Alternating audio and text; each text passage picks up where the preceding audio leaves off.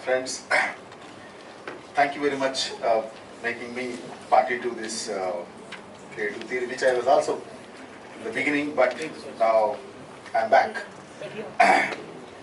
When we are talking about, this is somewhere what I'm going to speak is that it's nothing to do with any personal kind of criticism, or maybe it can be a self-retrospecting, or a group within the group where I self-retrospected, and I would like to speak much more on that. What kind of creative theory that which we are now engaged, or for the past many years we are all engaged into this. Does it imply, reinterpreting the received knowledge? Is it that what we have received, and we are keeping on reinterpreting that same knowledge in different ways, or are we acknowledging the knowledge that exists in various domains which are produced by various categories of the people? That means somewhere are we opening up avenues towards to the different categories of people who produce knowledge? That is also very important when it comes to engaging in such kind of dialogue. Is this creative theory, that's where every time inclusive or emancipatory or liberatory. When we are landed up in a grand narratives of big theories, where the small things are being theorized and getting it into the larger domain of Hindutva project. We are talking about imperialism, colonialism. Yes, it's very important to speak. But what is important to speak in contemporary times is very necessary. Are we able to create theories with small things, with oral narratives or anything which whatever it may be, into our broad liberative theory? That is where we need to focus. Therefore, if so, what kind of traditions or what kind of theories that we are drawing upon? We just lost, if we believe in only one particular theory, we keep on talking about that particular theory rather than engaging with the other, so that we can theorize, re-theorize, or construct, deconstruct the defaults which we are making from the other. Learning from the other is also very important. That's what I personally believe. And are we part of a movement to articulate new knowledge? There are a lot of, whenever, even in the previous panel also, whenever nationalism issue comes, there is Nehru and Gandhi. They are beyond people who talked about nationalism. Are we able to accommodate into these, engagements? Why we are closed? Why we are not looking into all other groups or other communities who are also able to produce knowledge that becomes more inclusive? That's my question. Who has the capacity to theorize? Friends are sometimes funny. A friend of mine, after seeing this program, he sent a message, "Wow, brother, you are in a very great intellectual." Yes, of course, I have respect on the colleagues, whoever, here. But why it is that? I am, my 17 years of my teaching, public engagement, never got such kind of thing, So, these, we need to, I was seriously retrospective. Until unless I am being party to this group, I am not considered as, something, great. And we, after being part, we also not Listen, considered. no. I am talking about myself. Okay, then, is it the whole concern of only academicians to theorize?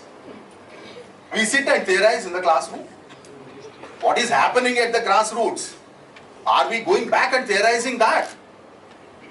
No. Maybe we are all engaged with some small movements, but the larger movement which is there in front of us is a very dangerous thing, which is all critical theories will be finished off. A colleague of mine says that anything critical we will not accept. You need to be very, this is a kind of, anxiety, it's a kind of, uncomfortability which, what make the other to speak like that? Then, in the present situation when the society is highly polarized, which theoretical tools enable us to diagnose this? What are the enabling tools? What are the tools that we need to use where society is being more polarized?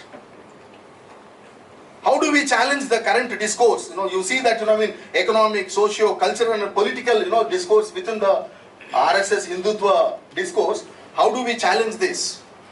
This must be the core debate of this country today. If left, what Amartya Sen said, he asked, in fact, he said, where is the left? Is left the sole progressive organization to rescue the nation? We look it as the only alternative. But there are many other groups.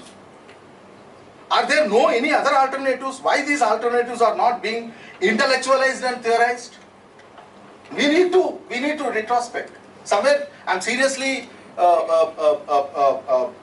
requesting your scholars, who are involved in this project. Is it our interest, inherent prejudices prevents us to accept these alternatives? Somewhere, like for example, I'll give you the living example. In JNU, the current elections, I can give you the example. When Babsa contested first time in elections, 4 left groups, they contested separately. Next year, 2 groups comes in alliance. The 3rd year, 3 groups comes in. The 4th year, this year, all the left groups comes in.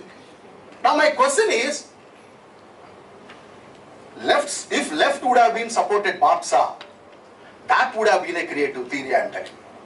That would have been a contribution of our creative contribution towards to the society, larger movements, I am telling you. It has become Babsa versus left rather than others versus right-wing forces.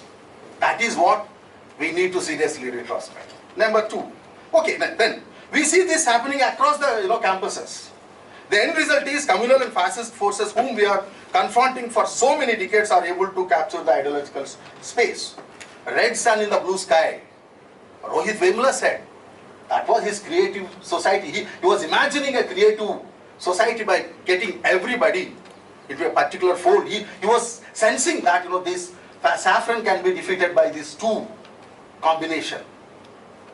Why we are not able to influence the public mind? RSS is theorizing nationalism, communities, borders, ignoring all other theories which we are that our theories for the past 70 years academicians they have not able to convince. What creative theory the RSS have, so much so they are into public mind? Why we are not able to encroach into public mind? For me, creative theories begins in the institutional setup, learning from the other, sharpens the ideas. That sharpens the ideas. I would have been very happy if you would have involved some, within quotes, intellectuals, if at all they are in RSS, in this group. That would have really made this a difference. We are sitting ourselves and debating every time. I speak, you clap. You speak, I'll clap. Let others also come and listen. And let us also go and engage with those chaps. Okay, sir. Okay. Sorry, sir. Okay, it's last page. So, we need to change our vocabulary to understand various kinds of social movements. Only some movements are considered as the movements, then ignore other.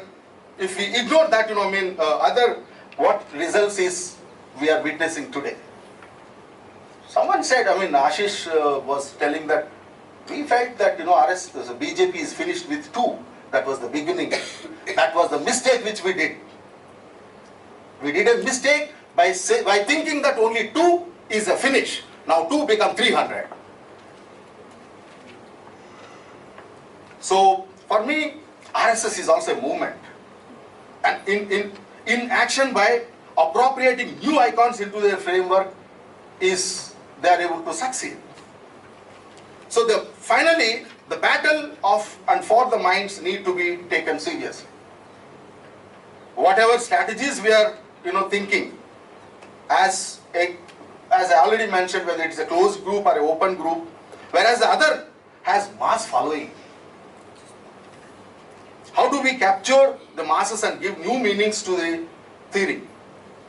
It's time to it's time to retrospect on small things.